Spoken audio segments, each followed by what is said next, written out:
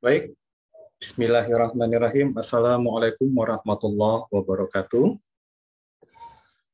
Alhamdulillah, doa dan harapan saya semoga kita yang berkesempatan bergabung pada malam hari ini senantiasa dalam lindungan Allah Subhanahu wa taala, tidak kurang suatu apa, tetap sehat dan terpelihara iman dan juga mudah-mudahan kita masih tetap semangat dalam rangka mencari ilmu.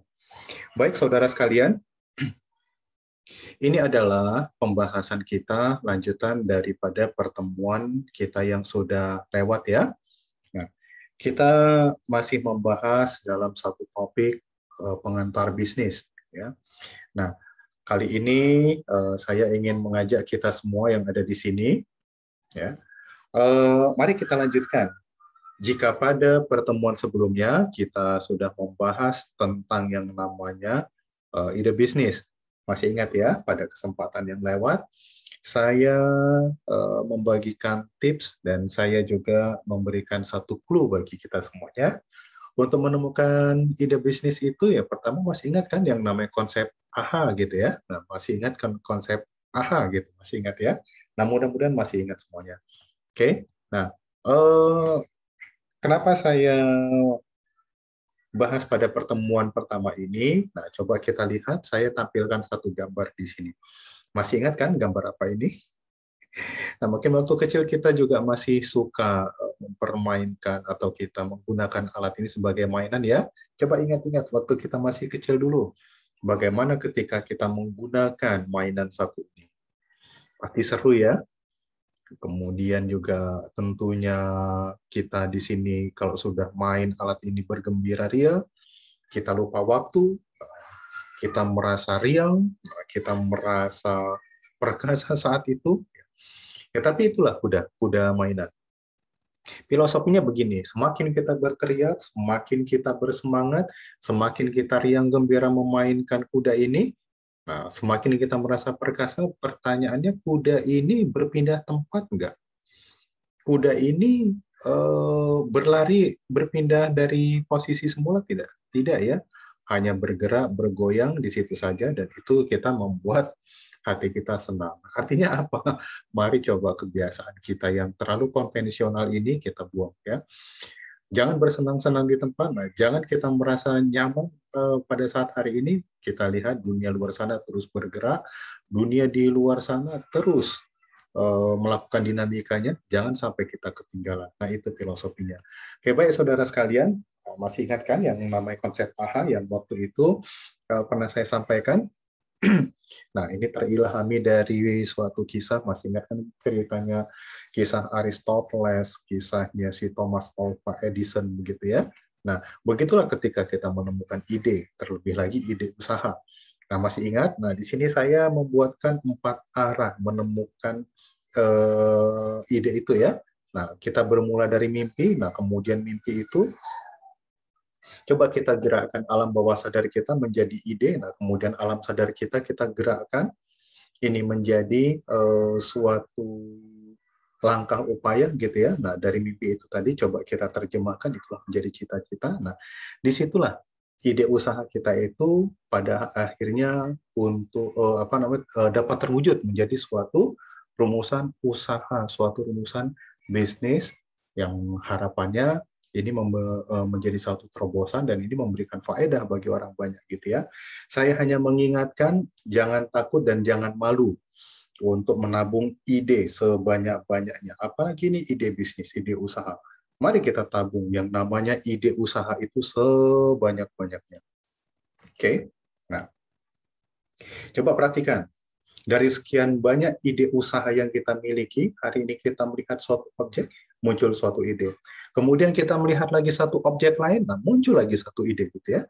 Nah, kalau kita perhatikan, dari sekian banyaknya ide usaha kita yang muncul seketika ataupun yang muncul dari beberapa waktu lalu yang terus terekam, yang terus kita olah.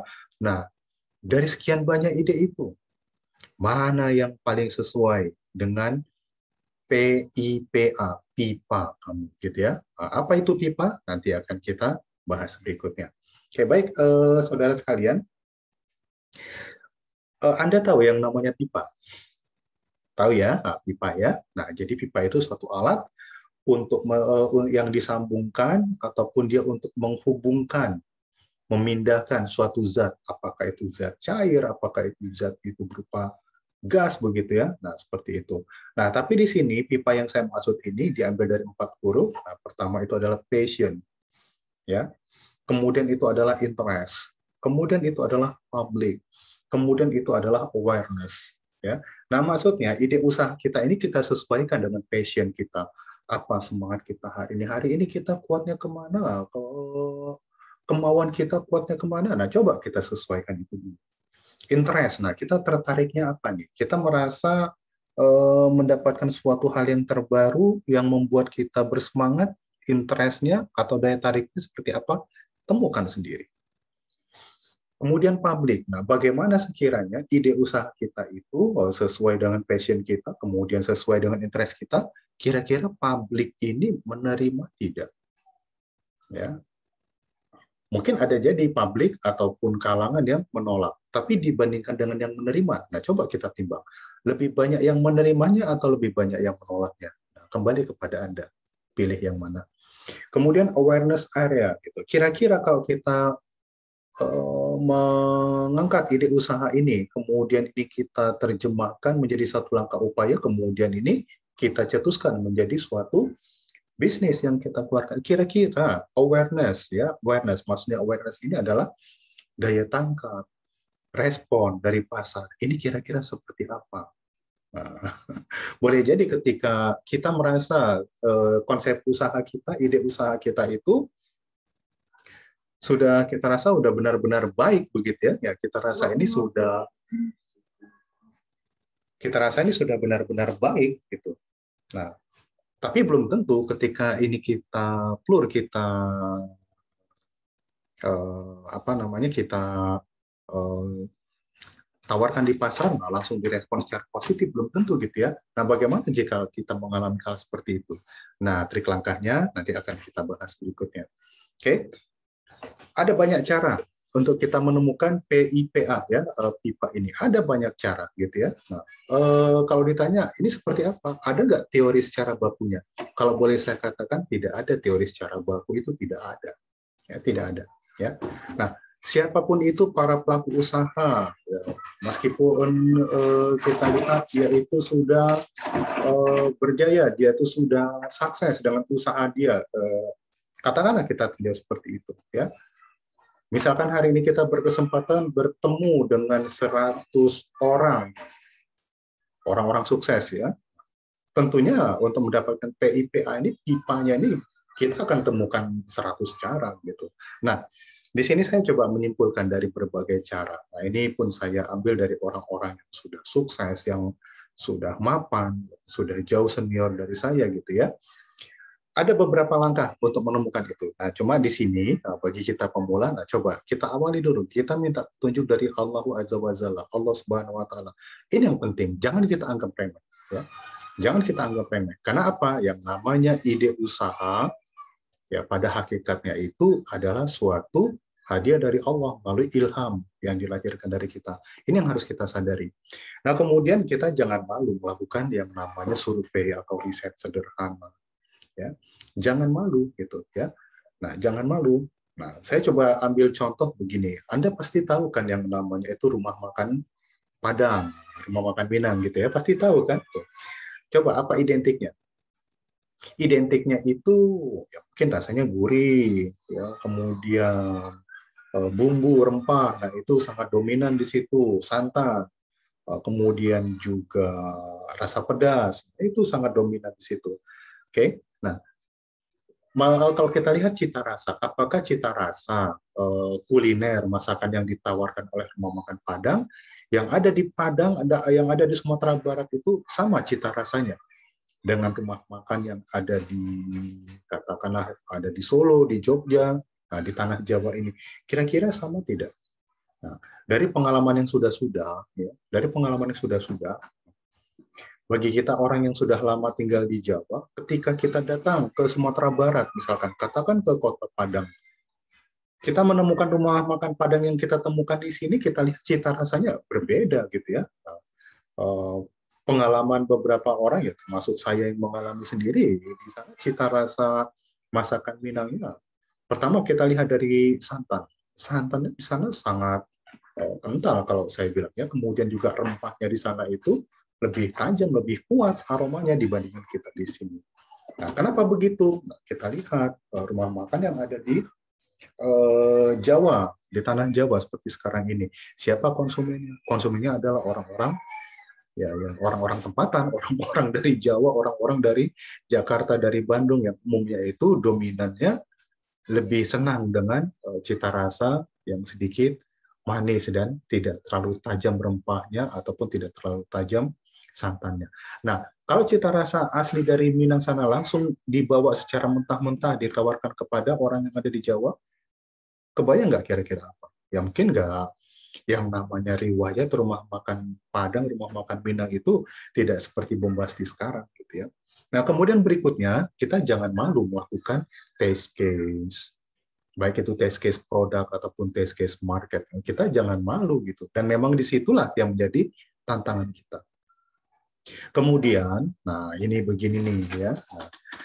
Nah, hari ini zamannya zaman digital. Hari ini segala sesuatu itu dikendalikan dengan yang namanya, minim-minim dikendalikan dengan yang namanya komputer dan internet yang menjadi medianya. Nah, coba dengan media ataupun sarana ada sekarang, kita lakukan mini exploration ya. Maksudnya kita lakukan eksplorasi secara sederhana. Apa yang kita perlu eksplorasikan? Banyak hal yang perlu kita eksplorasikan. Ya, ini semua depend on your business ya, tergantung dari apa yang menjadi usaha kita. Dan kemudian temukan hot issue. Apa hari ini isu yang berkembang? Dan hari ini apa nih tema yang sedang hit, yang sedang hangat, atau sedang viral seperti apa? Ya. Nah, kemudian satu lagi, kita semua pasti pernah mengalami kegagalan. Tapi kegagalan itu jangan menghantui kita. Ya, memang sekali waktu kita perlu ya kita cobalah kita preview, coba kita lihat sedikit, kita ambil pelajaran. Kira-kira dari hal yang sudah lewat, masa yang sudah kita lampau ya, masa lampau, apa yang menjadi kegagalan kita. Nah, ini coba kita jadikan pelajaran. Oke, nah kemudian ini yang penting, introspeksi dan ukur diri. Ini yang penting ya. Kalau kita mau melihat yang namanya cita-cita angan-angan, manusia ini ya memang sudah fitrahnya seperti itu, maunya mempunyai cita-cita angan-angan setinggi-tinggi langit ya, itu seperti itu. Tapi kita lihat, langit kita itu langit yang mana kan gitu ya, tingginya kita itu setinggi apa gitu. Kemudian bumi kita itu seluas apa gitu, jangkauan pijakan kita seluas apa.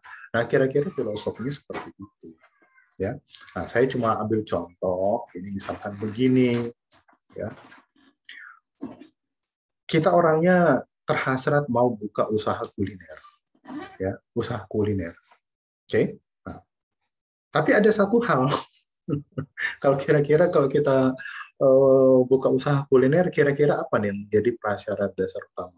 Sekurang-kurangnya kita mencintai yang namanya kuliner gitu ya, mencintai yang namanya kuliner gitu. Kemudian nah, kita juga mempunyai cita rasa, syukur-syukur kita menguasai yang namanya resep-resep masakan kuliner dan kita juga mahir mengolahnya. Syukur-syukur seperti itu. Tapi coba misalkan kita buta kuliner, kita nggak tahu ini makanan apa, asal dari mana begitu ya, bahan pokoknya apa kira-kira. Cita rasa juga kita ya terus terang cita rasa itu kita buta gitu ya. Ada ya orang seperti itu ya. Suatu hidangan misalkan ya, mau enak mau nggak enak dia sebut aja enak semuanya gitu ya. Menarik atau nggak menarik ya tetap aja dia bilang menarik. Ada orang kayak begitu kadang-kadang. Nah, kebayang nggak kalau kita misalkan orang seperti itu. Udah begitu pun kita nggak pintar mengolah yang namanya masakan gitu ya, nggak pintar mengolahnya, kita nggak tahu resep. Tapi kita nekat buka yang namanya restoran. Ya. Bayangkan sendiri ya, seperti apa gitu ya. Nah, itu yang saya maksud. Oke, nah itu tadi langkah untuk menemukan yang namanya PIPA, pipa atau pipe gitu ya. Nah, bagi para startup, bagi para newbie ini yang sering menjadi permasalahan. How to start and begin, ya. Bagaimana memulainya dan mengawalinya ini, ya. Ya, lagi-lagi kita kembali yang namanya keangan-angan. Maunya kita usaha kita, ya, nggak banyak masalah, nggak banyak musibah, sekali buka langsung untung gitu ya. Nah, oke. Okay? Nah, maunya kita seperti itu dan itu hal yang lumrah, gitu. Hal yang sangat lumrah, ya. Maunya kita nggak pernah ngalami rugi, maunya kita seperti itu, gitu ya. Maunya kita nggak ada masalah, gitu ya. Maunya kita. Dengan angan-angan yang demikian, nah, kita paksakan. Nah, apa yang terjadi kira-kira? Giliran kita buka, katakanlah kita buka warung makanan, baru 2 jam buka, sudah disampari dengan yang namanya bapak-bapak Pol PP gitu kan. Nah, ternyata kita melanggar yang namanya tata ruang. Kita berjualan buka restoran di atas trotoar. Seperti apa gitu kan. Nah. Ya artinya apa dari ini semua ya. Boleh kita punya angan-angan setinggi langit, boleh, sangat boleh gitu ya. Tapi yang penting ya itu tadi ya, how to start, when to start ya, kapan kita memulainya, mulai dulu. Ini yang penting gitu ya. Nah, lagi-lagi ya memang harus kita sesuaikan dengan kapasitas kita, saudara. Oke? Ini yang paling sering kita temukan case-case seperti ini, terutama bagi para pemula gitu ya. Apa? Nah ini ya, unconfident, ya, kurangnya rasa percaya diri. Sering sekali saya dapatin, no, kan usaha saya kecil-kecilan, usaha saya itu ya usaha rumahan, gitu ya. Ya namanya juga usaha ya coba-cobaan, gitu ya. Jadi gimana? No, tidak ya. Yang namanya usaha itu segala sesuatu memang kita mulakan dari yang namanya hal yang kecil. Betul, yang namanya usaha itu, bisnis itu kita mulai dari rumah ya. Kadang-kala ya saya juga pun memulai usaha dari rumah sendiri gitu kan. Tapi itu bukan menjadi kendala, saudara. Ini bukan menjadi satu hambatan, dan ini bukan menjadi suatu hal yang menjadi poin minus buat kita, buat usaha kita. Tidak ya, sama sekali tidak. Ya, sama sekali tidak. Oke. Okay? Ya. Di sini saya membagikan ke Anda semuanya suatu tips ya, suatu tips apa itu langkah-langkah untuk memperkenalkan ide usaha bisnis kita, meskipun itu dari skala rumahan, meskipun kita baru dalam level pemula gitu ya. Oke, dari pengalaman yang saya alami sendiri dan ini saya himpun dari pengalaman para senior-senior saya, kemudian juga dari orang-orang yang betul-betul sudah mapan, yang sudah sukses dengan usahanya. Nah, ya sepakat. Pertama, di saat kita mengawali perbanyak silaturahmi, ya. Tapi kan sekarang pandemi, silaturahmi itu nggak mesti kita meet up, ketemu satu sama lain, tidak mesti. Ya. Nah, tadi sudah saya katakan, hari ini segala sesuatu itu digerakkan dengan yang namanya komputer, device, dan internet, minim-minim itu internet, itu menjadi medianya. Gunakan itu. Banyak sekarang platform media untuk kita saling sapa, saling jumpa, walaupun kita tidak dapat bertemu raga gitu ya. Banyak sekali ya. WhatsApp sekarang sudah membuatkan suatu channel untuk komunikasi secara massal, lebih dari 4 orang bahkan sampai 10 orang sudah bisa WhatsApp. Begitu juga namanya Telegram gitu ya. Ada juga WhatsApp khusus untuk meeting ya, ada Zoom, ada Google Meet gitu ya. Sebelum muncul kedua ini cukup tenar yang namanya itu Skype gitu ya. Nah, gunakan. Oke, gunakan. Ya.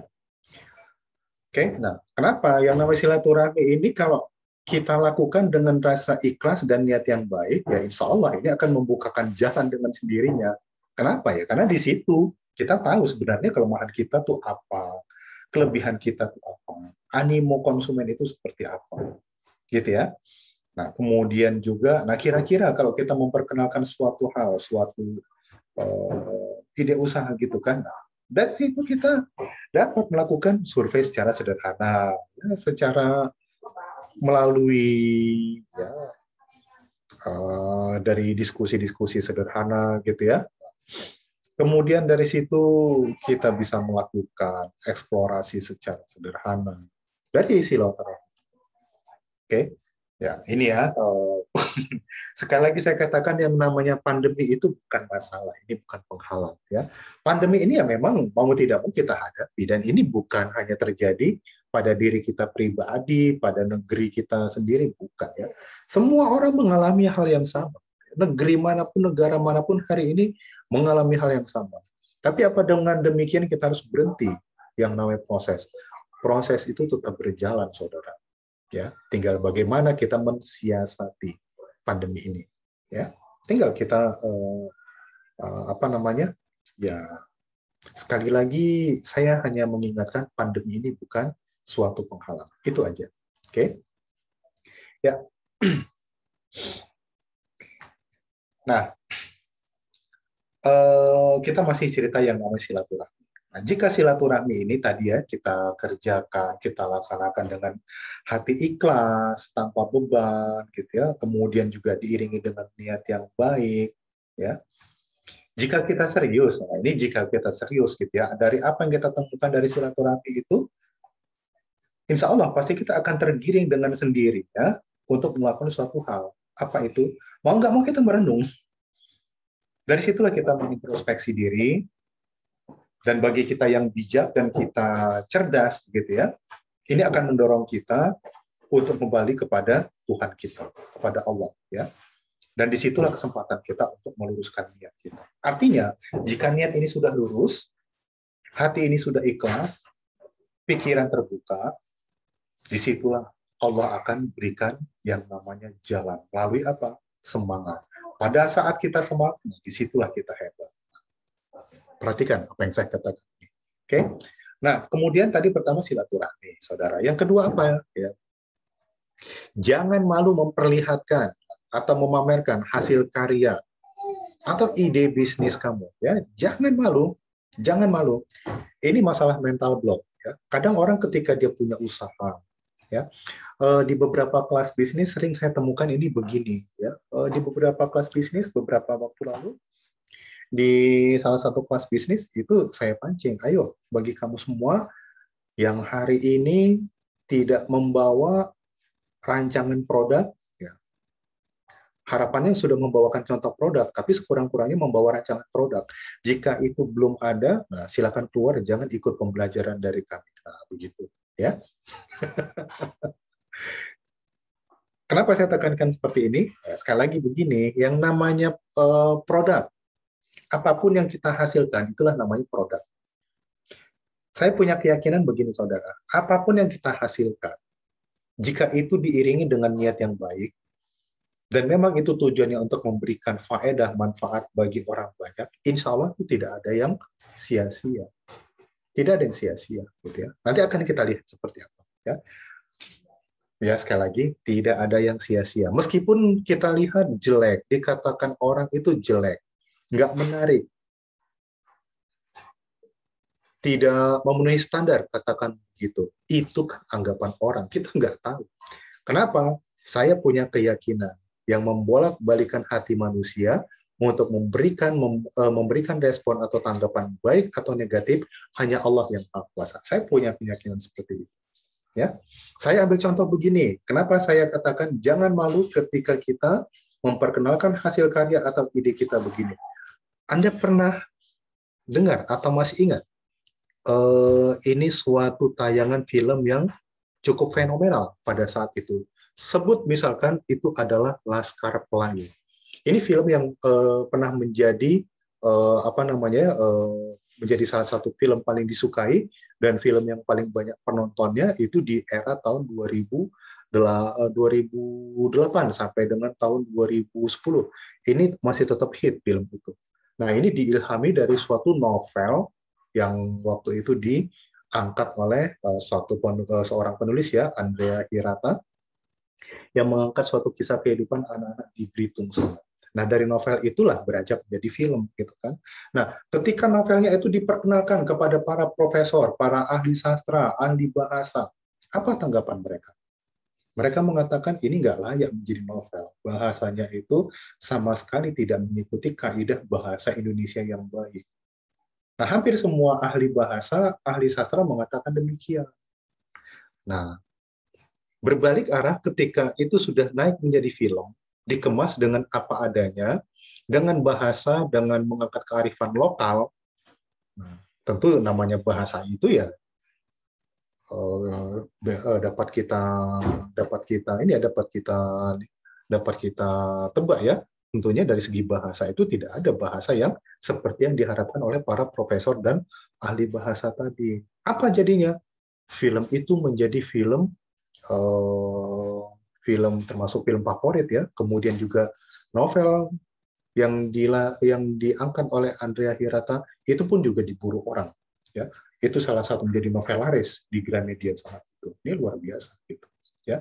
Nah, sekali lagi apa yang kita hasilkan, apa yang sudah kita cetuskan, apa yang menjadi buah karya kita, jika itu kita niatkan dengan hal yang baik dan semata-mata kita ciptakan untuk memberikan manfaat bagi orang banyak, insya Allah itu tidak ada yang sia-sia. Oke? Nah, ini yang terjadi perang mental bagi para pemula biasanya. Ini gimana kalau misalkan kita dibully habis-habisan gara-gara produk kita, ya begitu-gitu aja kualitasnya jelek gitu ya. Oke? Ya. Kalau saya terus terang menghadapi yang namanya bully, cacian, makian, ejekan, saya udah kenyang gitu ya. Nah, tinggal bagaimana kita memformat diri kita sendiri. Ya, kalau saya boleh berpesan, anggap aja omongan negatif, orang ngebully, orang mengolok-olok, mencemooh kita, anggap aja itu suatu hadiah. Kenapa? Ya, ini kembali ke diri kita sendiri. Kalau kita cerdas, menyikapi apa yang menjadi ejekan, apa yang menjadi bully, apa yang menjadi cemooh orang, anggap itu jalan untuk memperbaiki kualitas diri. Anggap itu suatu jalan untuk merumuskan konsep yang baru dengan variasi yang baru. Anggap itu ini menjadi satu jalan untuk kita menemukan pasar yang baru dan mencarikan cara yang lain. Nah, itu dia. Oke? Lagi-lagi kita bermain dengan yang namanya masalah mental, saudara. Ya. Ini sering terjadi bagi para pemula. Saya ini orangnya malu, saya orangnya pemalu. Kalau sampai dibully kayak begitu, aduh nggak kebayang gitu ya.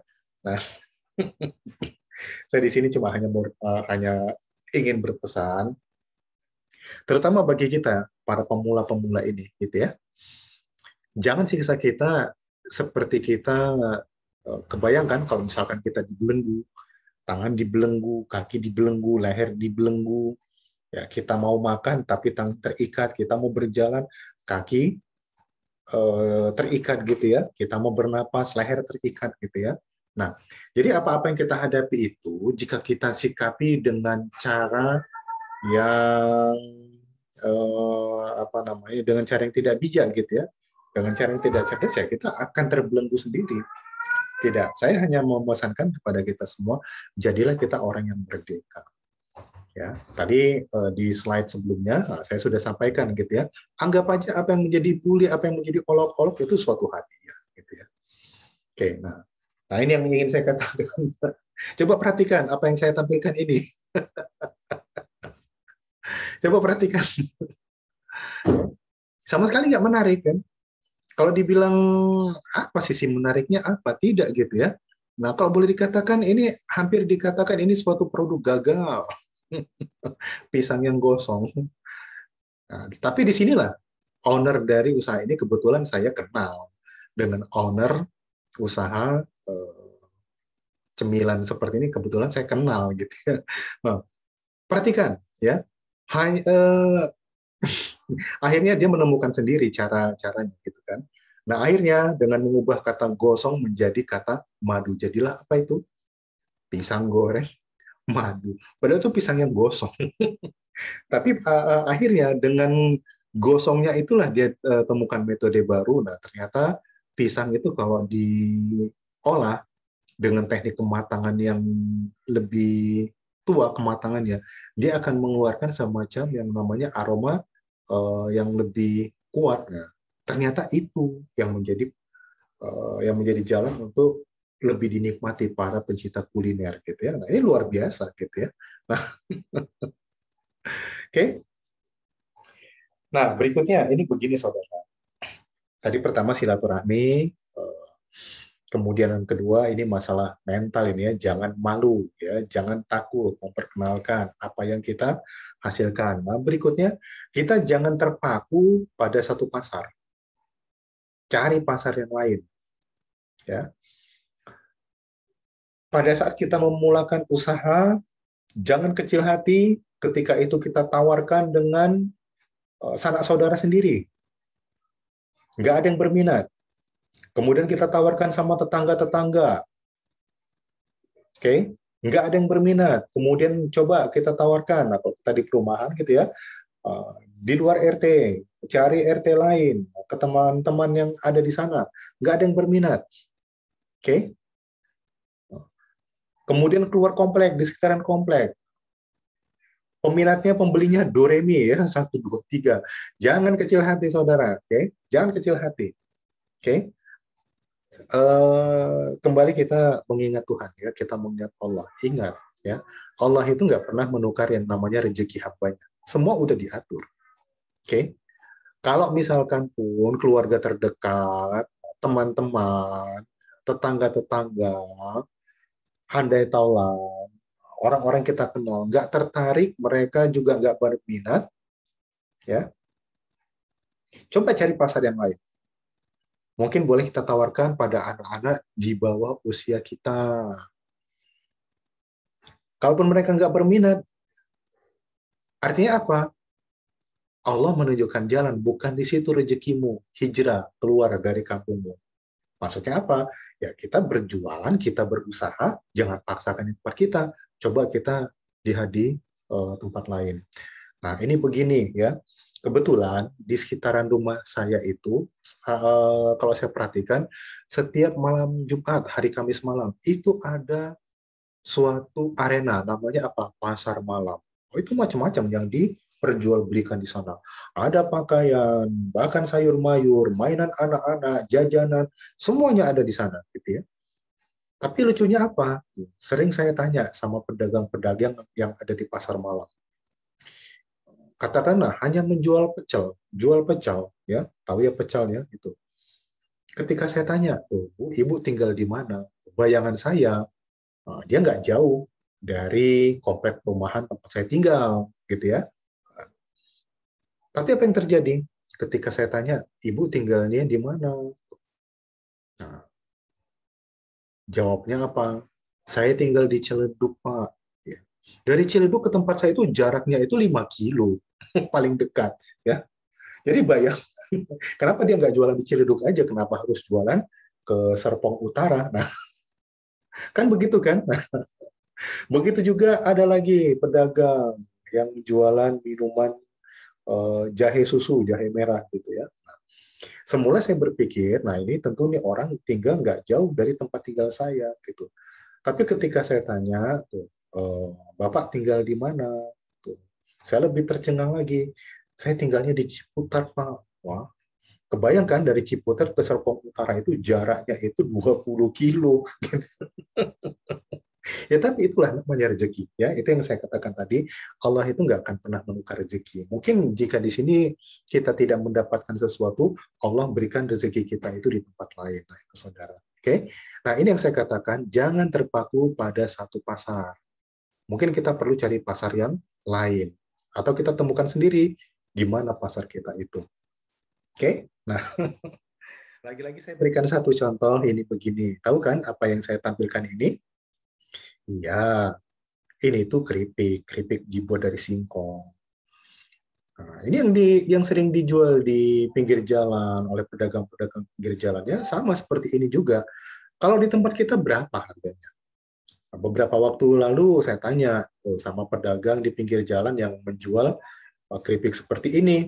Saya tanya, berapa Pak? Nah, dia sebutkan harga. Kemudian saya tanya, kalau beli 5.000 boleh nggak? Boleh Pak. Nah, kemudian dia pun mengemas seharga 5.000. Apa berhenti sampai di situ? Ternyata saya pulang melewati satu minimarket, saya sebutlah namanya, satu minimarket itu Indomaret gitu ya. Nah di situ juga dijual keripik singkong, sudah dibungkus, dikemas rapi gitu kan. Harganya harganya tuh pada waktu itu harganya itu hampir 10.000. Tapi isinya ternyata ya tidak ada setengahnya dari yang saya beli dari pedagang di pinggir jalan tadi yang seharga 5.000 tadi gitu ya. Ya. Nah, sekarang perhatikan. Kebetulan saya kenal dengan orang ini ya. Saya sebut namanya Bapak Mukdi ya. Awalnya dia menjual keripik pisang itu ya sama, berjualan di pinggir jalan gitu ya. Nah, secara tradisional gitu. Oke. Nah, kemudian apa yang terjadi? Ya dia pun sering ya merasa ya sama lah seperti kebanyakan orang, merasa sedih, stres karena dagangan yang nggak laku. Nah, namun ke suatu ketika beliau ini berjualan itu berhenti di depan salah satu lapangan golf. Nah, itu di daerah Medan gitu ya. Nah, di daerah kota Medan. Nah, di lapangan golf itu ternyata menjadi langganan atau tempat favoritnya orang-orang ya mungkin mereka ini para pebisnis ya yang berasal dari Korea. Nah, nah jadi orang-orang dari Korea di situ main golf di situ. Nah, suatu ketika salah satu pemain golf ya tamu golf di situ orang Korea. Nah, coba dia tuh meminta bantuan salah satu caddy. Coba carilah makanan cemilan yang menjadi khas di sini apa. Nah, kemudian pun ya si caddy itu melihat di depan lapangan golf ada orang jualan keripik. Nah, dipanggil si penjual keripik. Nah, coba disuguhkan keripik yang dijual oleh Bapak Mukti tadi. Nah, ternyata Allah memberikan jalan rezekinya dari orang-orang Korea itu. Orang-orang Korea itu begitu disuguhkan yang namanya keripik seperti itu, nah, mungkin kalau kita bilang kualitas cita rasanya ya biasa-biasa aja, tapi menurut mereka itu suatu hal yang luar biasa. Gurih, nikmat, sedap, nah itu kata mereka. Akhirnya apa? Keripik yang dijual oleh Pak Mudi, satu gerobak itu pun dibeli, habis, laris, manis saat itu juga. Nah, kemudian besok lagi, seperti itu lagi. Nah, ketika ketemu dengan orang Korea dari orang Korea itu tadi ya, ya seperti itu juga. Nah, pada akhirnya ketika masanya si orang Korea itu akan kembali ke negaranya, dia pesan sama Bapak Mukdi ini, coba bungkuskan saya keripik ini dan tinggalkan alamat kamu, catat alamat kamu dan nomor telepon bisa dihubungi. Oke, okay? Nah, ternyata dari situlah jalannya. Sampai di Korea ternyata keripik itu pun dia ditestimonikan kepada orang-orang di sana. Dan alhamdulillah orang-orang di sana senang, tertarik dengan keripik yang ditawarkan oleh Bapak Mukti tadi. Akhirnya apa? Nah, dari situlah jalannya. Ada pesanan secara kontinu, makin lama makin banyak. Nah, hingga pada akhirnya sampai dengan sekarang ini ya, beliau menjadi pemasok tetap keripik singkong sampai ke Korea. Bahkan hari ini Bapak Mudi itu sudah mengekspor produk sederhananya ini sampai ke Jepang, sampai ke Belanda, sampai ke Malaysia, sampai ke Singapura gitu ya. Nah, berikutnya kita nggak bisa berdiri sendiri, saudara. Terus terang, ketika kita menjalankan usaha, apalagi kita para pemula, kita nggak bisa berjalan sendiri. Ya, kita perlu cari dukungan. Dari mana jalannya?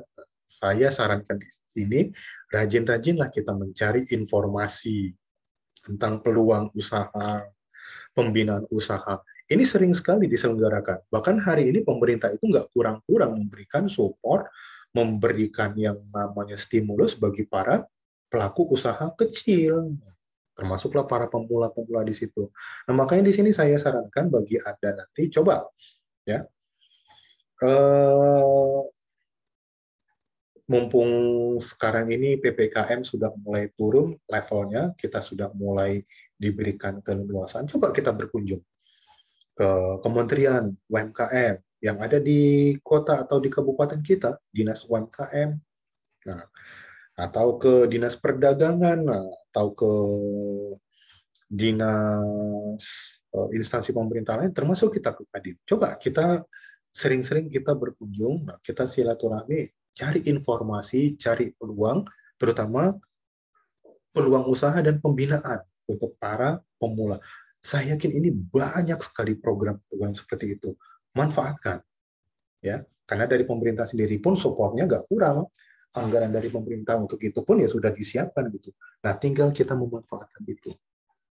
Oke, nah berikutnya, seiring dengan waktu, tentunya banyak pelaku usaha semirip dengan usaha kita.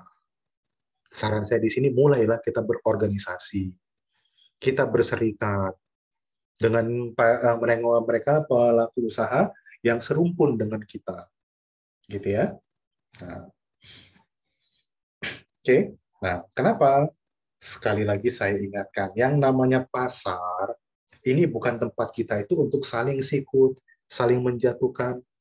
Oke, bukan ya. Justru di pasar itulah tempat kita bersilaturahmi antara para pelaku usaha serumpun. Di situ tempat kita saling silaturahmi dan di situ kita bisa saling menguatkan. Oke, sekali lagi saudara jangan anggap remeh yang namanya paguyuban, perserikatan, persatuan, walaupun itu dalam skala yang kecil. Jangan anggap remeh, ya. Kenapa? Sekali lagi, usaha kita itu akan kuat dan besar jika semakin besar pula dukungan, ya. Nah, bahkan ini begini, kenapa saya sarankan untuk mulai berserikat? Kadang-kala yang namanya usaha ini kan naik turun, pasang surut gitu ya. Nah, ketika kita menghadapi suatu hal yang kurang menggembirakan, ya justru serikat inilah, paguyuban inilah yang nantinya itu akan menjadi penghibur kita gitu, bahkan menolong kita gitu. Ya, kenapa? Dengan demikian, ya mungkin kita dapat merasakan, oh ternyata pelaku usaha yang lain yang semirip dengan kita mengalami hal yang sama. Nah, berarti bukan kita sendiri gitu kan. Nah, dengan demikian timbul rasa senasib. Nah, dari rasa senasib inilah nantinya akan saling menguatkan satu sama lainnya. Oke, ya sekali lagi saudara, jangan anggap remeh dengan yang namanya paguyuban. Jangan anggap remeh dengan yang namanya perserikatan, persatuan. Dan kita pun sebisa mungkin aktif berpartisipasi dan berkecimpung di dalamnya. Gitu. Oke? Nah, seiring dengan waktu, doa saya nanti itu usaha kalian akan berkembang. Mulailah kita menunjukkan eksistensi usaha kita. Dengan cara apa? Mulai kita dengan exhibition, pameran-pameran, gitu ya.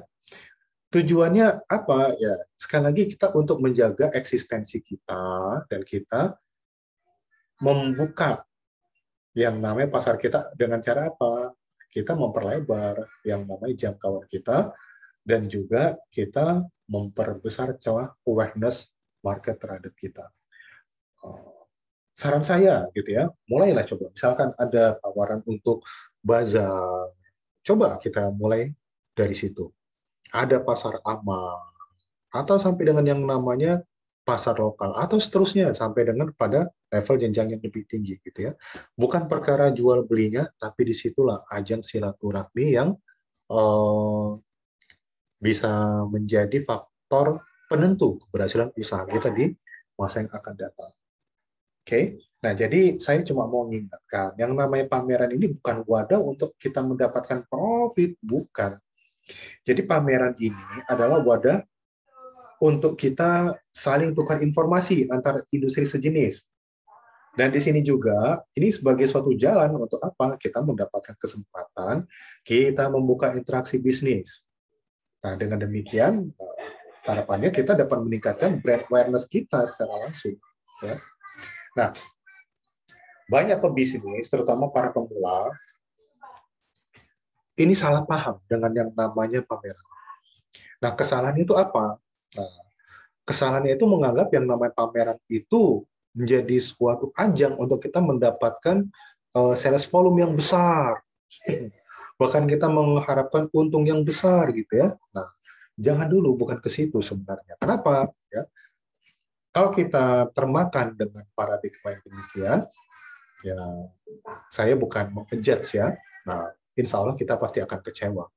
Tapi kalau semata-mata ini menjadi ajang silaturahmi, ini ajang untuk tukar pikiran, ini ajang kita untuk membuka interaksi secara lebih jauh, insya Allah kita akan bahagia. Gitu ya. Oke, apa potensi yang bisa kita dapatkan dari pameran? Ya, pertama, interaksi bisnis ini secara langsung ini akan menghadirkan calon prospek bagi pelanggan-pelanggan potensial kita. Mungkin hari itu, saat itu tidak terjadi dealing, tidak terjadi transaksi, tapi ini akan berpotensi di masa yang akan datang menjadi jalan untuk terbukanya yang namanya transaksi. Dan ini akan menjadi suatu ajang untuk word of mouth ya, kekuatan word of mouth konsumen yang berasal dari mana? Dari interaksi-interaksi dari mereka-mereka yang ada di arena pameran itu. Ya. Dan ini menjadi jalan untuk kita merecognize produk kita. Ya. Terutama untuk di industri sejenis ya. Mungkin sebutlah misalkan Anda adalah pelaku bisnis untuk garment skala kecil, konveksi kecil-kecilan. Sebutlah namanya itu, Anda mempunyai merek itu namanya The Cheers, misalkan. Nah, industri yang lain yang sejenis ya, katakanlah seperti Chili Willy misalkan, atau seperti Country Fiesta misalkan yang sudah besar-besar, gitu ya, ikut berkecimpung di dalamnya. Dengan hadirnya Anda di situ, Anda akan ikut dikenal oleh komunitas yang ada di situ. Dan disitulah kita berkesempatan untuk mendapatkan informasi perkembangan bisnis terkini, terutama dari rumput usaha yang Anda tekuni. Dan di situ kita mendapatkan kesempatan untuk melebarkan kiprah bisnis kita. Dan dari situ juga akan terbuka lebar kesempatan. Untuk apa? Ada kesepakatan-kesepakatan bisnis yang sekiranya di masa mendatang itu bisa dioptimalkan. Oke, ya, saudara. Nah itu tadi kelanjutan daripada pertemuan kita sebelumnya, gitu ya. Nah kali ini kalau pada pertemuan sebelumnya kita lebih banyak membongkar yang namanya ide, tapi hari ini kita betul-betul sudah mulai masuk ke step by step langkahnya, gitu ya. Oke, nah saudara, dari uraian yang demikian tadi, ada tugas buat kita di sini. Dan ini tugasnya ini benar-benar tugas yang yang sifatnya terstruktur gitu ya. Apa tugasnya? Nah, lakukan kunjungan ke instansi dinas UMKM, dinas perdagangan, Kadin, atau salah satu BUMN yang ada di lokasi kota, kabupaten tempat kita tinggal. Apa tugas kita? Nah, dapatkan informasi yang sebanyak-banyaknya tentang peluang usaha dan pembinaan usaha kecil. Oke. Nah, dari informasi itu, dari kegiatan yang sudah dilakukan itu, nah nanti harapannya saudara dapat membuatkan satu rumusan. Apa rumusannya? Nah, bandingkan rancangan ide usaha yang Anda miliki dengan apa nih informasi peluang pasar yang terbuka dan pembinaan yang sudah siap untuk dijalankan. Bandingkan itu, dan nanti resumenya itu Anda buatkan seperti apa. Nah, misalkan hari ini Anda menggeluti usaha, katakanlah usahanya itu adalah usaha jasa, jasa kurir misalkan. Oke, nah barangkali dengan informasi yang terbuka itu makin banyak yang menyelenggarakan usaha jual beli online gitu ya. Nah di sini tempatnya di kecamatan ini. Nah itu menjadi jalan usaha Anda untuk menjalin kerjasama dengan para pelaku usaha jual beli online itu tadi. Oke, nah itu ya. Nah saran saya untuk tugas ini sebaiknya dikerjakan secara berkelompok. Dan hasil kegiatannya itu dibuatkan resumenya, dan itu nanti dilaporkan pada pertemuan berikutnya, atau melalui platform kita yang satunya, melalui Google Classroom, gitu ya. Oke, oke, ini tugas Anda. Oke, nah, saudara, mungkin hanya ini yang dapat saya sampaikan, ya. Kurang lebih mohon maaf, ya. Mudah-mudahan apa yang saya sampaikan tadi bermanfaat buat kita semuanya, dan terlebih lagi dapat kita praktikkan dalam kehidupan sehari-hari ataupun ketika kita menjalankan usaha kita. Oke, baik saudara, dari saya demikian. Kurang lebih mohon maaf. Semoga bermanfaat. Nasrun minallahu fatum karib. Billahi taufiq wal hidayah. Assalamualaikum warahmatullahi wabarakatuh.